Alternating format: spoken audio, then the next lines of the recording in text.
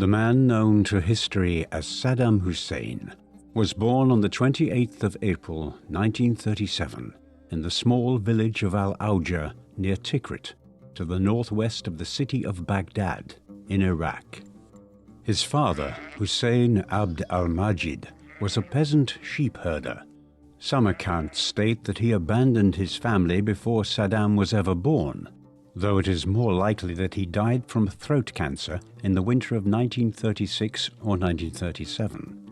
He was a member of the Albu Nasir tribe, which had migrated to Iraq from Yemen in the southwest of the Arabian Peninsula generations earlier.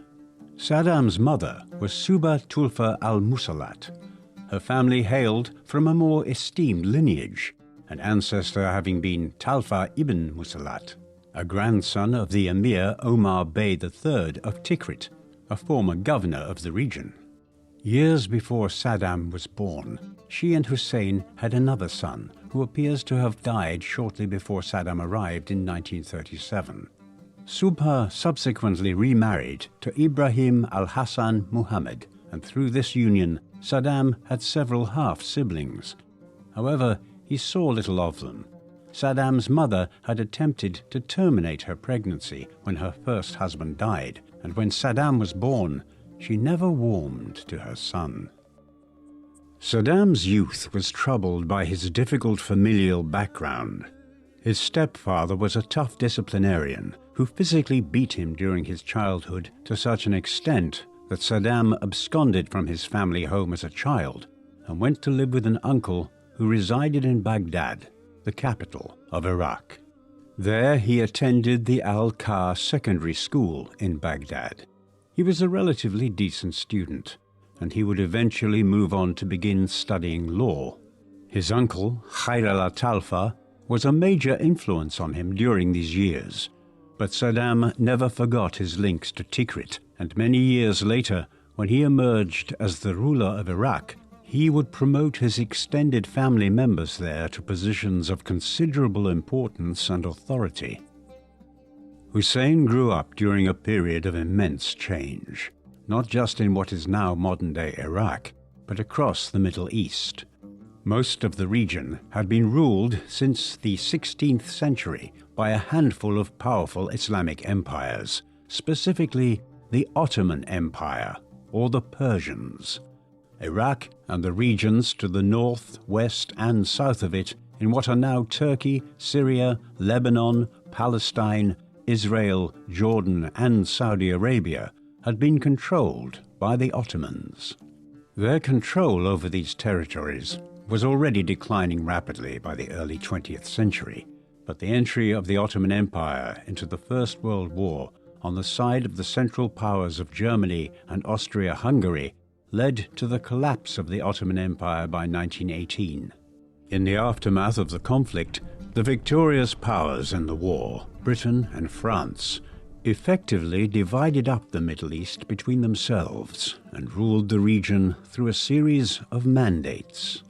These mandates created new nations that incorporated little of the regional differences and identities that characterized the area.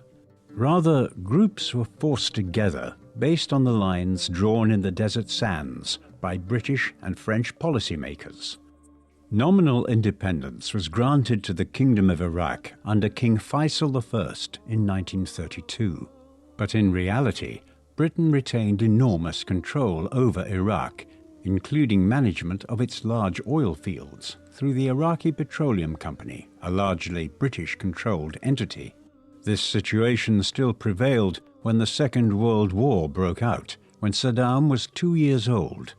Many political groups within countries like Iraq conspired with the Nazis during the conflict, wishing to end British involvement in Iraq.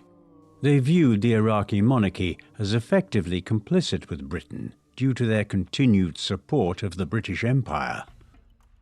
It is not possible to understand Saddam's rise and the politics of Iraq in the second half of the 20th century without assessing the emergence of the Ba'ath Party, which emerged in Syria in 1947. Its platform of pan-Arabism and anti-imperialism meant that it soon spread to other Middle Eastern countries. notably Iraq, where a branch was set up in 1951. Saddam's uncle Hayrallah was an early member. From its inception, the party was associated primarily with the Sunni strand of Islam in Iraq, one of the two dominant strands of Islam, the other being Shia. However, Ba'athism was not a religious or theological movement. Indeed, in espousing socialism and a new way of running the Arab world, it largely rejected the dominance of religion throughout the region. Instead, Ba'athism espoused the idea that each Muslim state in the Middle East should attempt to rid itself of the vestiges of imperialism and act in conjunction with each other to restore the Arab people to a place of prominence and power in the world, such as had been enjoyed centuries earlier at the height of the Muslim empires. To this end, they were generally opposed to the governments which had been put in place in countries like Iraq and Syria as the British and French ended mandate rule in the interwar period. This set the Ba'ath Party in Iraq on a collision course with the Iraqi monarchy and government as it existed in the aftermath of the Second World War.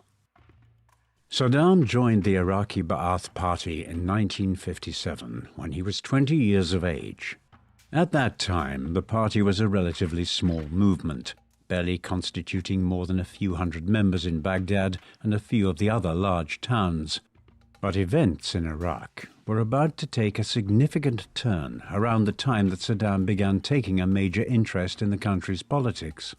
By the mid-1950s, the country had become a hotbed of political dissent, in large part owing to the incompetence of King Faisal II and his ministers, and also as Iraqis looked to the examples of countries like Egypt, where in 1952 officers within the military had overthrown King Farouk and established a new regime which sought to end British influence in the country, which, like in Iraq, had never fully ended, especially around the Suez Canal.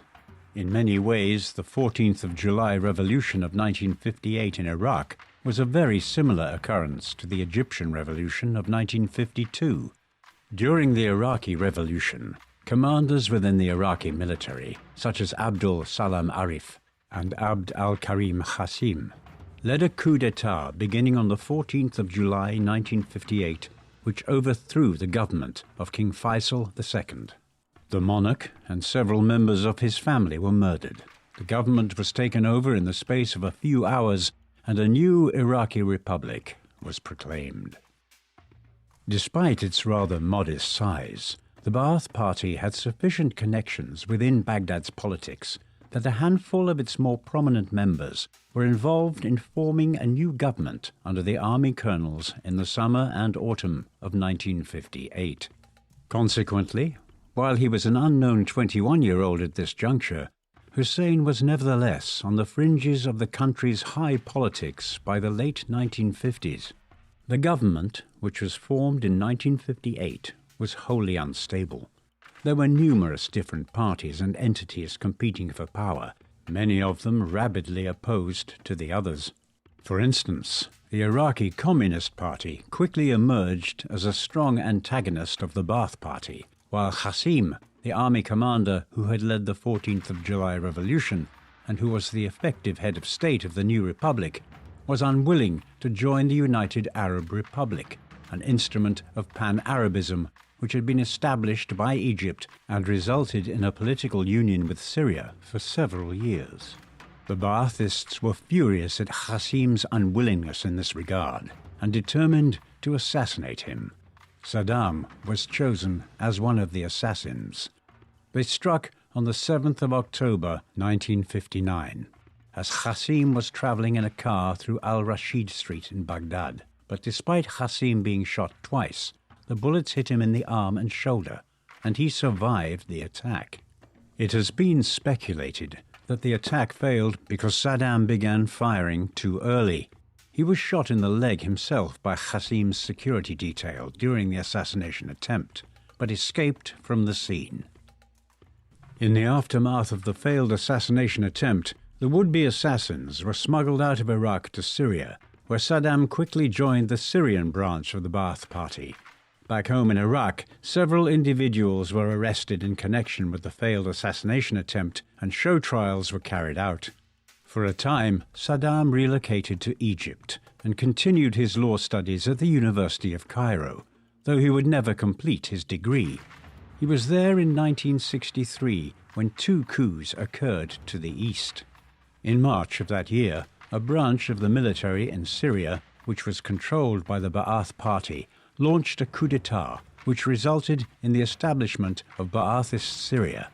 8 years later, one of the military officers involved, Hafez al-Assad, would rise to rule Ba'athist Syria. The al-Assad family has continued to control Syria to the present. This was preceded weeks earlier by the Ramadan Revolution in Iraq, when elements within the Iraqi army, led by the Ba'athists, overthrew Qasim's government and seized power. However, they only held power for 9 months before one of Qasim's former allies from the 1958 coup, Abdul Salim Arif, seized power in Baghdad and purged the Ba'athists from the government. By the time the counter-coup of November 1963 occurred, Saddam was back in Iraq, having left Egypt shortly after his party came to power the previous February. Following the November 1963 coup and the purging of the Ba'athists, he elected to remain in Iraq and continued to operate in the capital with cells of the remaining Ba'athist party members. He was duly arrested in 1964 and found guilty of involvement with a prohibited political party, for which he was sent to jail for several years. Saddam was also implicated in a plot to kill Arif, and this led to his imprisonment in October 1964. However, his stint in prison would be shorter lived than the Iraqi state had intended. He escaped after just 2 years of his sentence in 1966. It was from this juncture that Saddam, now nearing his 30th year, began to rise within the Iraqi Ba'athist movement. Shortly after his prison escape, he was appointed as a regional commander of the party, one who was quickly acknowledged to be a good organizer, who could grow the party even during a period when schisms were emerging within it, concerning the level of involvement which it should continue to have with the Soviet Union and other Marxist-Leninist states.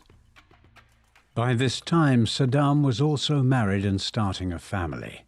In 1963, shortly after his return from Egypt, but before his arrest and imprisonment, he had married Sajida Talfa, his first cousin.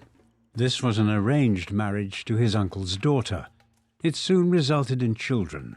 A son named Uday was born in 1964, followed by another boy named Qusay in 1966, and then 3 daughters, Rachad, Rana, and Hala, born in 1968, 1969, and 1972, respectively. These were not Saddam's only children. Eventually, in 1986, he married for a second time to Samira Shabandar. He is also believed to have had a third and fourth wife, though these remain unconfirmed. Through these liaisons, Saddam probably had several other children, yet his first marriage and the children which resulted from it were the most significant. He was, despite the brutality of his political career, said to have been a devoted father, the first of many contradictions in an individual who was at once somebody who used chemical weapons as conventional weapons of war and engaged in genocide against sections of the Iraqi people, but at the same time was known on occasions for his philanthropy and charity. The ascent of Saddam Hussein to political power in Iraq might best be said to have begun in 1968 with the 17th of July Revolution, which saw the Ba'athists finally seize complete control of the Iraqi state. Widespread instability had been created across the Middle East by the Six-Day War between Israel and Egypt, the former allied with several other Arab states, including Iraq, Syria, Jordan, and Saudi Arabia. This, combined with the drift of the Republican government in Baghdad towards closer ties with the United States, led many, including the Baathists, to believe that a radical change of the political system in Iraq was needed. Accordingly, on the 17th of July 1968, elements within the Baathist movement and the Iraqi military led what was effectively a bloodless coup and seized control of the government in Baghdad. The country's growing ties to the US were denounced, and a Ba'athist government was then established, one which was led by Ahmed Hassan al-Bakha. Ahmed was Saddam's cousin, and Hussein was quickly appointed as vice president of the Republic of Iraq, in part for his role in purging the Ba'athist movement of leading figures who were opposed to Ahmed's government program in the late 1960s. It was the beginning of his ascent to become ruler of Iraq. Over the next 10 years, Saddam made himself indispensable in the governance of Iraq under the Ba'athist regime. He was an effective administrator, one who oversaw wide-ranging reforms of the Iraqi economy and began transforming the country into one of the richest nations in the Middle East. Much of this was based on Iraq's oil reserves, the country having some of the largest proven oil fields in the world, ones which continue to make the Iraqi economy overwhelmingly reliant on oil half a century later. Yet when the Baathists came to power in 1968, the country's oil industry was still controlled to a great extent by Western interests in the shape of British and American oil companies. Saddam set about aggressively nationalizing the companies in the early 1970s, measures which were aided by the advent of the 1973 energy crisis, as the Middle East's largest oil sellers limited supplies to Western states, such as the US and Britain, which had offered support to Israel during the Yom Kippur War, a conflict between Israel and several of its Arab neighbors, notably Egypt and Syria. Oil prices skyrocketed by nearly 300%, from roughly $3 a barrel to $12. Due to these outside conflicts, and because of Saddam nationalizing the Iraqi oil industry at just the right time, the Iraqi exchequer benefited exponentially from oil profits. With the oil revenue, which began streaming into Iraq in the early to mid-1970s, the Ba'athists were in a position to begin modernizing the country and implementing an ambitious set of social policies, which for a time made Iraq the nation with the best standard of living amongst the Muslim nations of the Middle East. Saddam was responsible for overseeing much of this. For instance, he spearheaded an education campaign, which led to a very significant increase in literacy levels amongst both men and women in the country. He was also in charge of the establishment of a system of universal basic health care. These efforts earned him formal recognition for his actions from UNESCO. Moreover, Saddam attempted to put the Iraqi economy on a more secure long-term footing by using the oil profits made in the 1970s to develop new businesses and a modern infrastructure across the country, the goal being to diversify so that when oil profits declined at some future date, the country would be ready and able to flourish based on its new industries. To this end, the country's agriculture sector was also developed by Hussein, with an emphasis on introducing mechanization to agricultural practices to replace antiquated plows and primitive pre-industrial farming methods. The 1970s were also a period of realignment in terms of Iraq's foreign policy. As a socialist Ba'athist, Hussein was initially committed to drawing Iraq closer to the Soviet Union and away from the US and other Western powers, a drift which had been necessitated in any event by the nationalization of Western oil companies in Iraq in the early 1970s. Then, in 1972, a 15-year pact on economic and diplomatic cooperation was signed between Iraq and the Soviet Union. In retaliation, the U.S. administration of President Richard Nixon began channeling aid to the Kurds of northern Iraq, who wished to obtain their own country in the region. Eventually, this led in 1974 to the outbreak of the Second Iraqi-Kurdish War, a continuation of a long-running conflict which had been ubiquitous in Iraq during the 1960s, but which had abated as peace negotiations were entered into between the Ba'athist government and the Kurds, led by Mustafa Barzani, in the early 1970s. Saddam, though, managed to counteract this threat by negotiating the Algiers Accords in 1975 between Iran and Iraq, an agreement mediated by Houari Boumediene, the leader of Algeria. Through this, Iran agreed to stop providing military and logistical assistance to the Kurds of Iraq in return for a small territorial concession to Iran along the Shatt al-Arab River. With this, the Kurdish military unrest was quickly suppressed, and northern Iraq was taken firmly back under the control of the government in Baghdad, though it would not be the last significant intervention Hussein made in the Kurdish region. The second half of the 1970s saw Saddam move to a position of unprecedented strength in Iraq. Already in the early and mid-1970s, he had emerged as the second in command of the Ba'athist regime, junior only to his cousin, President al-Bakr. During this period, he had a deep involvement in managing the Iraqi economy, elements of foreign policy, and a wide range of other matters. Then in 1976, Saddam was also promoted to the rank of general within the Iraqi army. Al-Bakr, by this time, was beginning to suspect Saddam was moving to secure absolute power in Iraq, and so he entered in the late 1970s into negotiations with the Ba'athist regime in neighboring Syria, whereby the two countries would enter into a political union, one in which al-Bakr would act as the senior ruler until his death or retirement, to be succeeded thereafter by President Hafez al-Assad of Syria. This arrangement would have effectively excluded Saddam from succeeding as the next ruler of Iraq once al-Bakr was out of the way.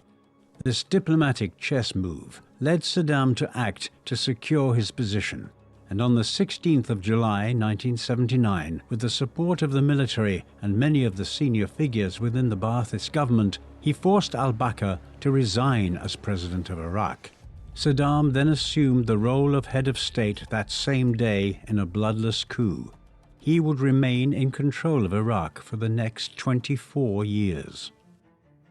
One of Saddam's first acts as the new head of state and of the Ba'athist regime in Iraq was to purge the Ba'athist party of his opponents or any potential rivals for power.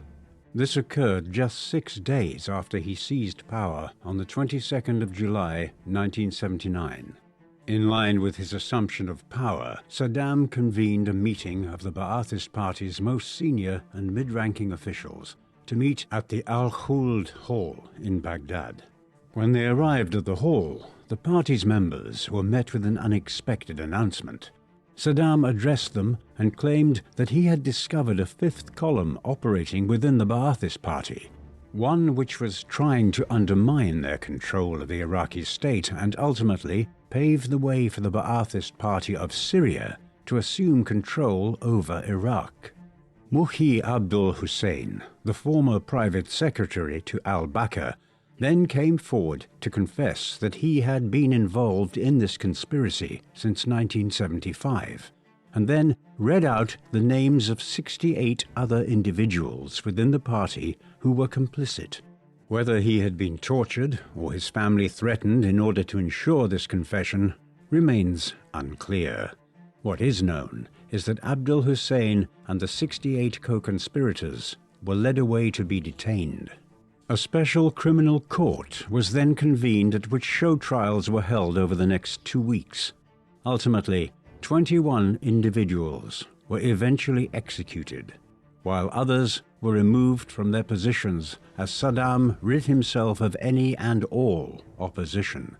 The purge of the summer of 1979 also saw a collapse in diplomatic relations between the Ba'athists of Iraq and those in Syria. The purge of the Ba'ath Party and the manner in which Saddam seized power in the summer of 1979 set the tone for his period as ruler of Iraq. Where in the 1970s Hussein had been an effective politician who introduced many beneficial reforms to Iraqi society, and raised the standards of living for a great many Iraqi citizens, after becoming dictator of the country in 1979, Hussein became a more megalomaniacal authoritarian tyrant. Through paramilitary organizations, such as the Iraqi Popular Army, and secret police bodies, such as the Mukhabarat, or Iraqi Intelligence Service, Saddam initiated a reign of terror in the early 1980s, which continued for over 2 decades, with widespread monitoring of society for political dissidents, active persecution of groups such as the Kurds and radical Shia Muslims, and the illegal arrest, detention, and torture of tens of thousands of Iraqis for suspected opposition to the regime and dissident activity. This even extended beyond the borders of Iraq, and during the 1980s, the Mukhabarat was responsible for the overseas execution of Iraqi political exiles in countries as disparate as Sweden and Sudan. Saddam oversaw all of this, thus cementing his role in history as a tyrant. Hand in hand with this growing tyranny was the development of a cult of leadership in the 1980s. Saddam liked to depict himself as a successor to the fabled great king of ancient Babylon, Nebuchadnezzar, and went so far as to have archaeological sites around Iraq dating back thousands of years stamped with his name. Elsewhere, statues were erected to Hussein throughout Iraq, and his image began to appear everywhere in Iraqi society, from coins and banknotes to murals on the sides of buildings in Baghdad and the other major cities and towns of the nation. 2 staged national elections were also held over the years, the first in 1995 and the second in 2002, during which Hussein allegedly received nearly 100% of the vote in a ludicrous showpiece, which was the staple of many 20th century dictators. It is easy to scoff at such displays of dictatorial power and see them as being over the top and ineffective, but these worked very successfully for many dictators during the 20th century, effectively convincing people that there was only one plausible leader of their country. Such was his prevalence in all aspects of public life. This, combined with the brutal actions of the secret police and other state services, ensured that Saddam had an iron grip on power in Iraq from 1979 onwards, even as the economy of the country began to deteriorate sharply owing to declining oil revenues and a protracted war with Iran. Much of the first half of Saddam's reign over Iraq was dominated and shaped by conflict with Iraq's eastern neighbor, Iran.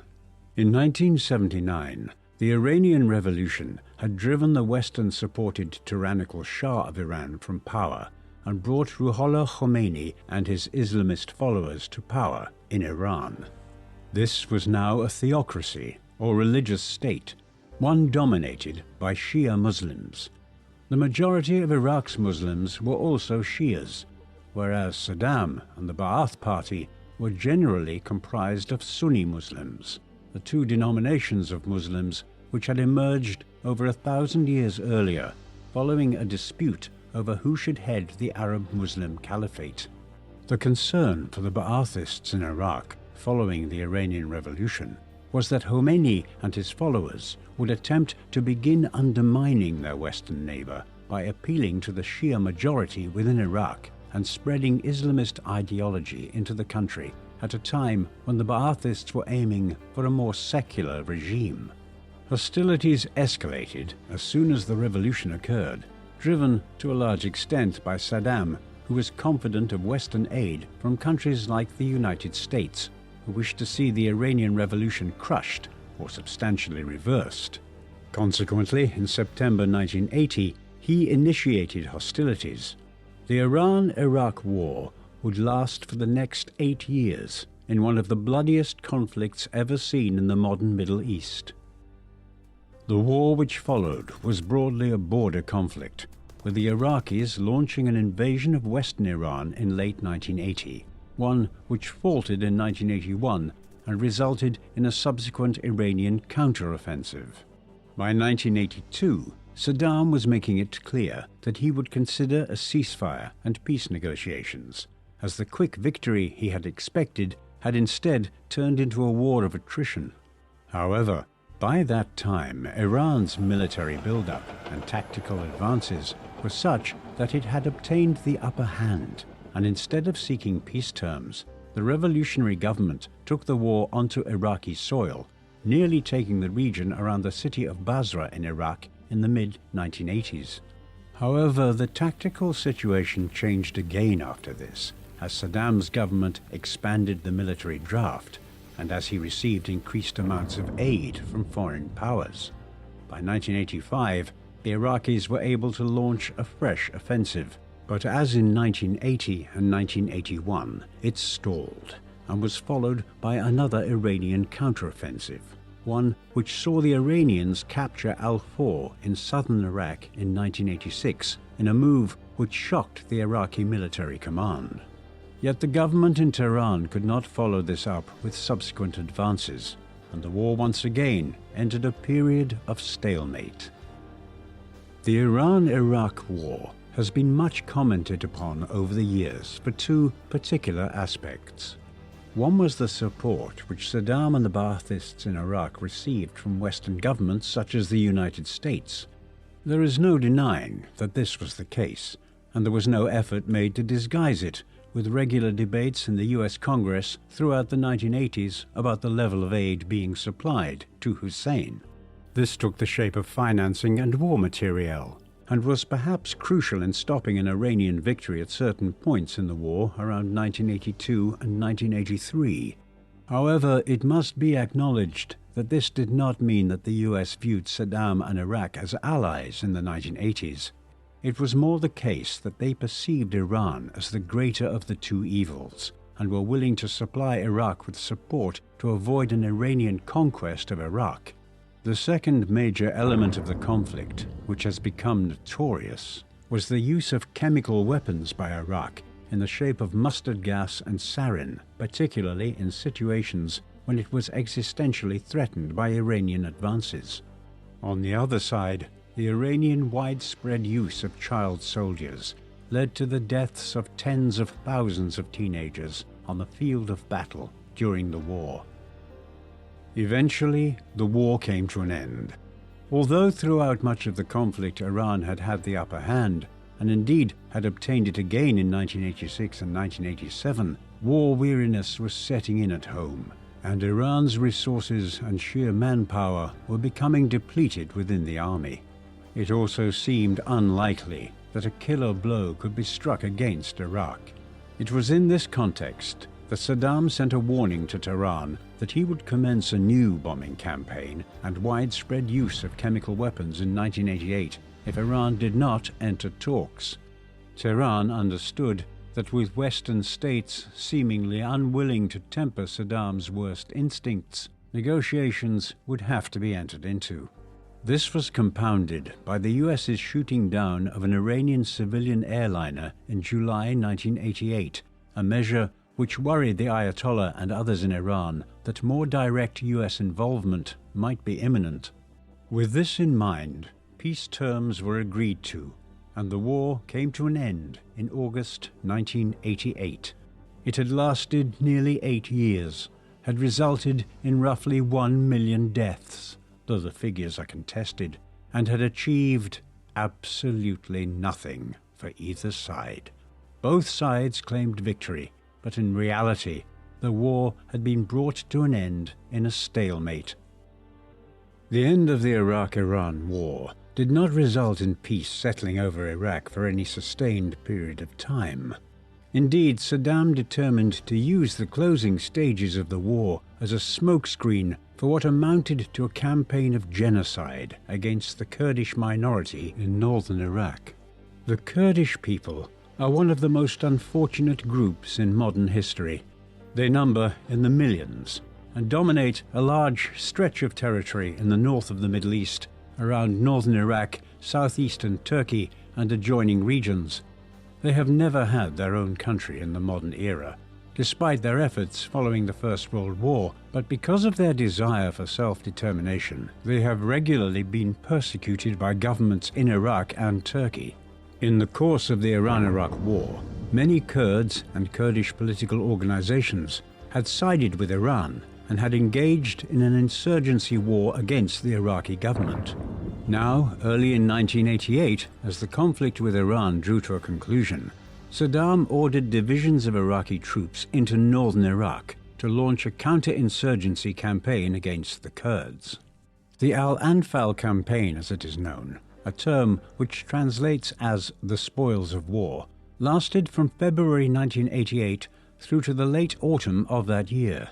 In the course of it, between 50,000 and 100,000 Kurds were killed, while tens of thousands more were displaced or forcibly deported from their places of residence. Detention camps were also set up, and a forced program of Arabization was initiated. There is little doubt that Saddam effectively implemented a program of genocide against the Kurds in 1988. Saddam was soon to engender the opposition of his reluctant allies from the Iran-Iraq War, the United States and the other Western powers. In the course of the war with Iran, Hussein's government had borrowed billions of dollars from its near neighbor, the small but oil-rich Gulf state of Kuwait. It was possibly owing to Iraq's complete inability to repay this money that Saddam determined, not long after the war with Iran ended, to invade Kuwait. There were other extenuating circumstances. Kuwait had ruffled many feathers within OPEC, the cartel of the world's major oil-exporting nations, which is heavily centered on the Middle East. By refusing to lower production and the amount of barrels it was exporting, Kuwait was driving down world oil prices and impacting the profits of countries like Iraq. Finally, the Iraqis also claimed that Kuwait had been slant drilling into Iraqi fields illegally. For these multiple reasons, Iraq invaded Kuwait on the 2nd of August, 1990. The ensuing conflict cannot be called a war. Kuwait had no major military to speak of and was confronted by a country whose military had swelled to become the fourth largest army in the world during the 1980s. By the 3rd of August, just a day into the invasion, most of Kuwait was under the control of Saddam's military. Just 24 hours later, the country was entirely in Iraqi possession, and Saddam declared Kuwait to now be the 19th province of Iraq, at once freeing Iraq from its debt to Kuwait and bringing it a new oil-rich region. Saddam seems to have decided to invade Kuwait based on the mistaken belief that his allies in the West would not react, as they still viewed him as a bulwark against Iran in the Middle East. He was entirely wrong in this assessment. Within days, the United States and its allies, who by the summer of 1990 were effectively in charge of the world order as the Soviet Union collapsed and the Cold War came to an end, were placing economic and diplomatic sanctions on Iraq. A naval blockade of the Persian Gulf followed, which crippled Iraq's ability to export the oil on which Saddam depended to run the country and support its huge military machine. Diplomatic tensions were ratcheted up by the British Prime Minister, Margaret Thatcher, who convinced the US President George Bush to take a strong stance against Saddam. For his part, Saddam claimed that he would be willing to consider withdrawing from Kuwait if other territorial issues in the Middle East, Saddam's power, was based on the export of oil, as Iraq, then as now, has some of the world's largest proven oil fields and reserves. Although an oil-for-food program was agreed upon in 1996 in order to aid the deteriorating Iraqi economy, the country was still very limited in what it could or could not import and export for the remainder of Saddam's tenure as the country's dictator. Much of this negatively impacted the Iraqi population, and by the end of the 20th century, metrics like average salaries and child mortality in Iraq were falling below where they had been half a century earlier, when the region was still a monarchical state influenced by Britain. While the Iraqi economy was in a shambles in the 1990s after the Gulf War, Saddam was never more entrenched in power than he was from 1991 onwards. The US had effectively signaled its unwillingness to remove him from power by not pressing on from Kuwait into Iraq itself in the spring of 1991. Moreover, Saddam also did not face a threat from any of Iraq's immediate neighbors for the first time in over a decade. The chastening experience of invading Kuwait had also reconciled him to the fact that Iraq could not attempt to wage any further wars on its neighbors. Instead, he concentrated in the years following the Gulf War on using the state apparatus in Iraq to galvanize the population in support of his regime against what were portrayed as the aggressive Westerners who had declared war on Iraq in 1990. There was also a notable drift towards a more religious dictatorship. The Ba'ath Party had been founded on the principle of establishing a more secular Middle East, and Saddam had been largely a-religious in his policies throughout the late 1970s and 1980s. But the 1990s witnessed efforts to utilize Islam to enforce a greater form of despotism across Iraq at a time when religious extremism across the Middle East was increasing markedly.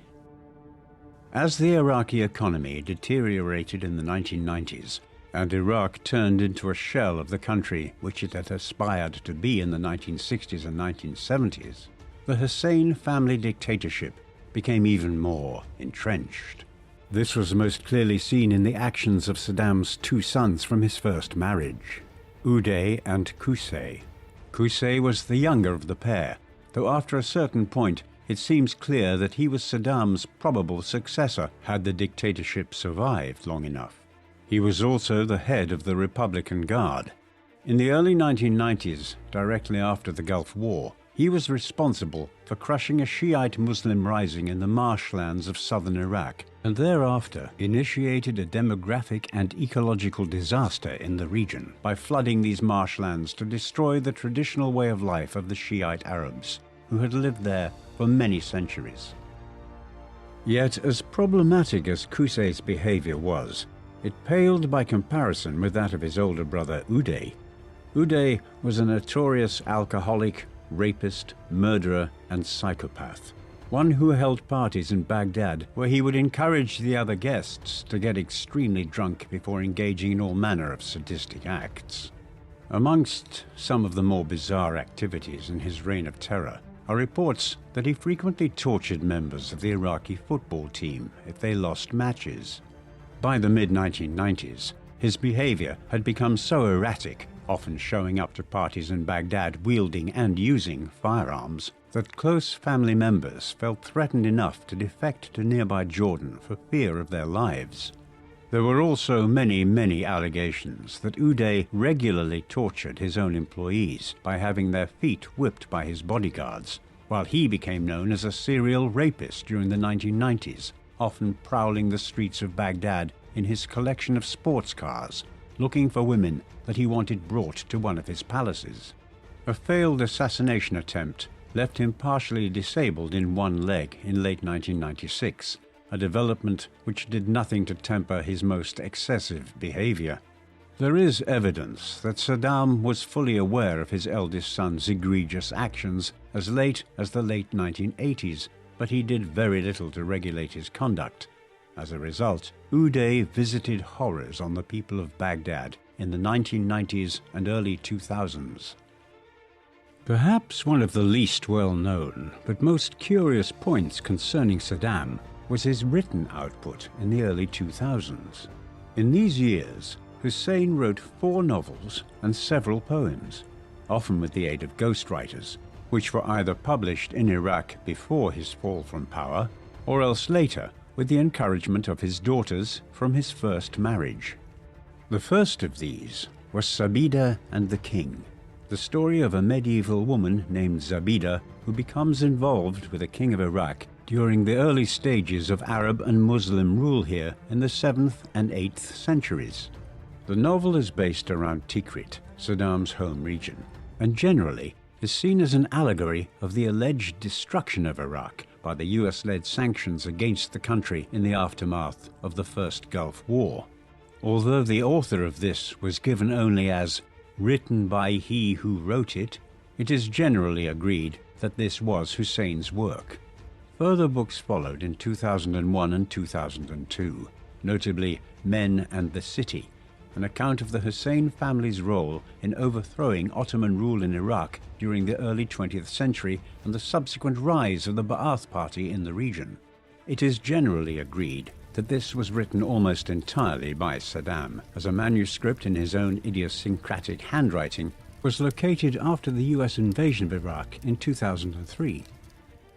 Saddam's imaginings of the US as being the power which had undermined Iraq and its potential were not far off the mark. There can be little doubt that Western sanctions against Iraq in the 1990s and into the early 2000s led to declining living standards in Iraq, as people were unable to acquire some goods entirely or found them to be incredibly expensive, owing to the restrictions imposed on the Iraq import economy. But there is also little doubt that Saddam and his corrupt family regime also brought this upon Iraq through their failure to be transparent about their efforts to develop weapons of mass destruction. The degree to which economic and political sanctions were to be imposed on Iraq after the First Gulf War was always tied to whether Saddam and his regime would divest the country of all such weapons. Admittedly, in 1991, Hussein's government effectively gave up all of its chemical weapons, but there were lingering efforts throughout the 1990s to produce new weapons of mass destruction, notably biological and chemical weapons such as mustard gas, sarin gas, and anthrax. UN inspectors in the mid-1990s discovered that chemicals and compounds like this had been produced in Iraq in the years after the Gulf War and most likely tested on prisoners from Abu Ghraib prison near Baghdad. Yet subsequent UN inspections were clear that Saddam's regime had no major effective way of deploying weapons of mass destruction of any kind against foreign nations. What would perhaps tip the balance against Saddam in this respect, though, was that following a new UN inspection in 1998, the regime simply became uncooperative with the UN inspectors. Ultimately, whether or not Saddam continued to have any designs on developing a nuclear program or chemical and biological weapons in the 1990s and early 2000s would become a major issue, which would lead to the end of his regime and his life in the mid-2000s. On the 11th of September 2001, the Islamic terrorist organization Al-Qaeda, led by Osama bin Laden, launched a series of attacks on the United States, most notably by hijacking 2 commercial airliners on the east coast of America and flying them into the Twin Towers in downtown Manhattan in New York. In response, the administration of President George W. Bush, the son of the President Bush who had overseen the expulsion of Saddam's armies from Kuwait a decade earlier, launched the War on Terror, a campaign to overthrow regimes in the Middle East and Islamic world which had supported Al-Qaeda. This began quite reasonably with an invasion of Afghanistan, where bin Laden was being protected at that time. No sooner had Afghanistan been occupied than Bush's senior officials turned their attentions towards Iraq. While there was zero evidence to suggest that bin Laden had been in any way supported by Saddam, US justification for intervention in Iraq would focus on the illusory notion that Saddam was close to acquiring a nuclear weapon. The evidence was insubstantial and would later be proved to be non-existent, a factor which divided the Western world in its support or opposition to the proposed invasion of Iraq. But in the end, the Bush administration, supported by Prime Minister Tony Blair in Britain, pressed ahead with its agenda and began preparing to invade Iraq in the spring of 2003. Saddam's time as the country's leader was drawing to a close after a quarter of a century. The US invasion of Iraq, or Second Gulf War as it is sometimes referred to, was initially a very successful military intervention against Hussein's regime. The conventional war lasted a period of just a few weeks in the spring of 2003. This saw a joint US-British force invade Iraq from the south, along with small contingents of Allied troops from varying allies of the US, though significantly, Traditional allies of Washington and London, such as the French and Germans, condemned the invasion as a war of adventure and refused to take part in it. A bombing campaign commenced in mid-March 2003, codenamed Shock and Awe, before the coalition forces, consisting of upwards of 500,000 men, plus the Peshmerga Kurds and other disaffected groups within Iraq itself, which allied with the US as part of the campaign, moved into southern Iraq. What followed over the next 3 weeks can scarcely be called a war. The Iraqi armed forces, though nominally quite strong and numerous, utterly collapsed when confronted by the forces of the world's foremost military power. After the initial incursion, US and Allied troops quickly made for Baghdad, seizing and occupying the Iraqi capital on the 9th of April. By that time, Saddam and his family and Iraqi government had fled from Baghdad. Final defenses were mounted around the Tikrit region, Saddam's homeland, before that too fell to the US and their allies in mid-April. On the 1st of May, just 6 weeks after the initiation of the campaign, President George W. Bush visited Iraq and declared an end to the major combat and victory in the campaign. This, though, was wildly premature, and while the Ba'athists might have been defeated in the spring of 2003, the ensuing military occupation of Iraq by the US and British stirred up such an array of political and religious discontents that there would be no peace in Iraq thereafter. As the Allied forces headed for Baghdad, Saddam, his family, and many leading members of the Ba'athist regime fled from the capital and went into hiding. This even led the US Army to issue Marines in Iraq with decks of playing cards which had images of the 52 most wanted Iraqis. In this, Saddam was the ace of spades, while his sons Uday and Qusay featured as the ace of clubs and ace of hearts. The latter two individuals would soon be found. Uday and Qusay were tracked down by American soldiers on the 9th of April 2003 and killed in a military standoff in the city of Mosul, having tried to make it over the border to Syria. Saddam was probably already in the Tikrit region by then, where despite one of the largest manhunts in history, he managed to remain in hiding for over half a year. He was not finally captured until Operation Red Dawn resulted in his capture on the 13th of December 2003, after an acquaintance of Hussein's had divulged his location. It was a humbling last hiding place for the former dictator, with him pulled in a disheveled state from what was little more than a hole in the ground by American troops that day. 4 days prior to Saddam's capture, the US occupation government had already created the Iraqi Special Tribunal to prosecute leading members of the Iraqi regime and the Iraqi military who were deemed to have committed crimes against humanity or been involved in the attempted genocide of Iraq's Kurds. Hussein would now be tried before this tribunal. As he awaited trial, he was transferred to Camp Cropper in Baghdad and held there with nearly a dozen other senior Ba'athists. They would remain there for over a year and a half before Saddam's trial finally commenced on the 19th of October 2005. When it finally commenced, after this long delay, Saddam refused to recognize the legitimacy of the court, claiming that he could not be tried by what he viewed to be a kangaroo court controlled by foreign invaders of Iraq. Over the next several months, he refused to cooperate with the proceedings, alleging that he had been tortured by his captors and the fact that one of his lawyers was killed during the trial. As a result, Saddam went on a hunger strike for a time in 2006, but none of his objections met with any success. The trial proceeded without his cooperation, and on the 6th of November 2006, more than a year after the trial commenced, Saddam was found guilty of having committed crimes against humanity, amongst other misdeeds, during his long time as dictator of Iraq. He was sentenced to death by hanging.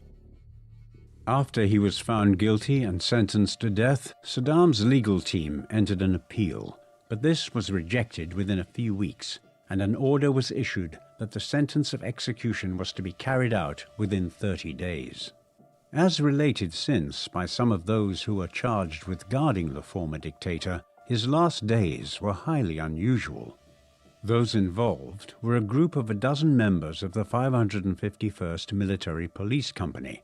Members recounted how Saddam spent his final days eating muffins and listening to Mary J. Blige records, while intermittently regaling his captors with stories about his time as ruler of Iraq.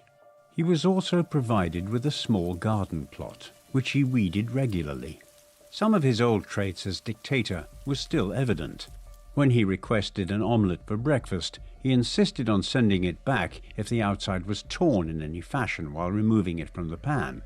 Other than this, he spent much time on an exercise bike, which he insisted on calling his pony.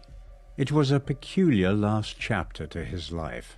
On the 30th of December 2006, the sentence of execution was carried out when Saddam was hanged at Camp Justice in Baghdad, which led certain sections of the Iraqi populace to celebrate. The dictator's final meal was of chicken and rice with some hot water and honey. His request to be executed by firing squad was rejected. His body was subsequently sent back to his home region and buried in a family plot at Tikrit. Despite the best hopes of many within the US administration that the execution of Saddam and the full dismantling of the Ba'athist regime would bring about a transformation of the country into a fully functioning democracy, no such metamorphosis was to occur. Indeed, even during the months of Saddam's imprisonment and trial, Iraq had been descending into anarchy. A caretaker government was established in June 2004, and the country's first legitimate parliamentary elections were held in January 2005. But even as these were being held, civil war was breaking out across the country, as religious radicals like the cleric Muqtada al-Sadr effectively established their own militias throughout the country and even within Baghdad itself. Attacks on US military personnel were rampant, and the administration was reliant on creating a green zone within Baghdad, a heavily fortified and defended district which became the only major part of the country where US personnel were fully in the 1970s, a political movement which, for all its sins, at least originally